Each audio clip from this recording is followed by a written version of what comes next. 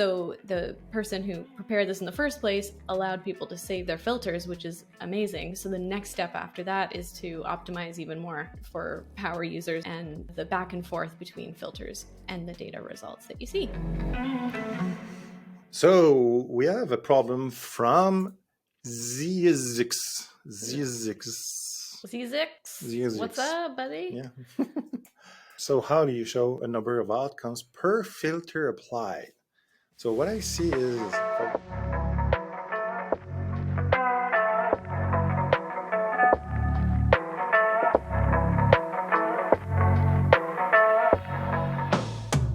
Okay, so the person who asked the question is building a really complicated data platform where people need to really whittle down the results and find a needle in a haystack. What they're wondering is about their approach to it and how did it work.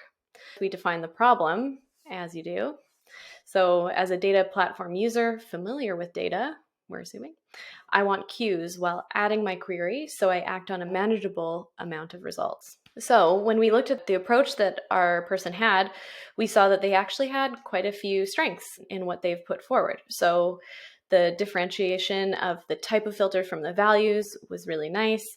The horizontal reading experience works quite well to just scan. We see that the results aren't just an orphaned result. It actually has a label that tells you what the number relates to.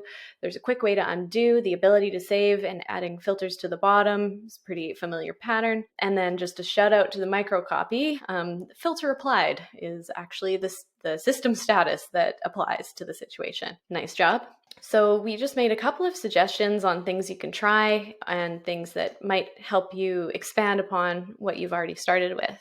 So just to start kind of way over here on the right, there could be an option to optimize for discoverability in this experience. Because we're doing them individually, you might actually, as the user, not be exposed to what the possibilities are. We made the suggestion of potentially having a way to visually scan things in a bit of an easier or more immediate way.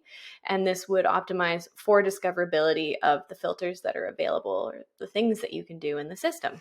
So could be an option to explore.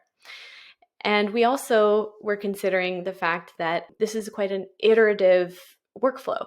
So it would be potentially really useful to not trash things and to be able to turn them on and off.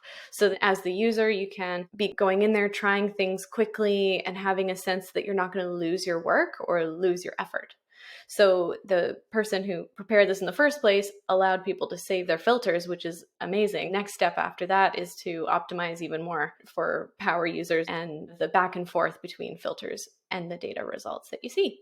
Great. So the dev did a great work. We just improved it, but there's no problem of the week.